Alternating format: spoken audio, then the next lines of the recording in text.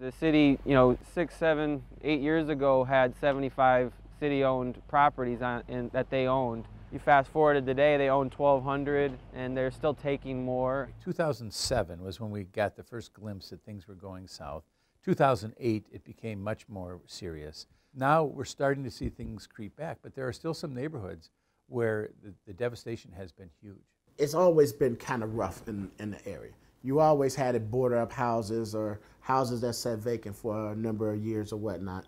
But you never saw that on, let's say, Sherman Boulevard. When you start to see houses on those blocks boarded up and being vandalized, you knew something was different.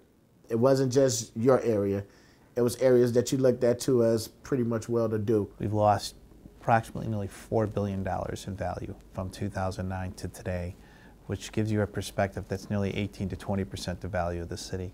What happened was the banks gave out very cheap loans to people who really couldn't afford it. So instead of trying to afford it, they walked away from them and just walked away from the property and left it. When the homes become vacant, they are just picked up by investors for $10,000. When you have 3 or 4 homes in a neighborhood that sell for $10,000, well, the resale value of your home has gone down because those other homes are being picked up. The property value of my home has decreased $37,000. Many of the people in our city got into this situation through predatory lending.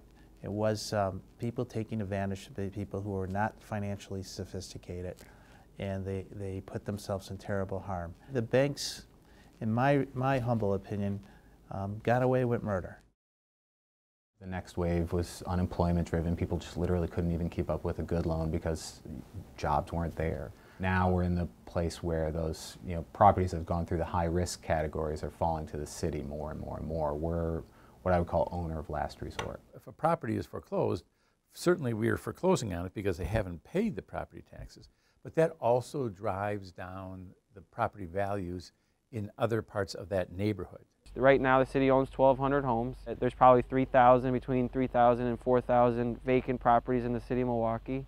And what you want is homeowners in neighborhoods, people who care about the property or have some investment in that property. I'm saying improvements. You see new buildings and new construction on Lisbon Avenue that gives you, a good feeling of hope, or that change is coming this way now. We are getting our hands around all the different aspects of it, but it's taken time. It's not a problem that occurred overnight, and it's not a problem that's going to be solved overnight.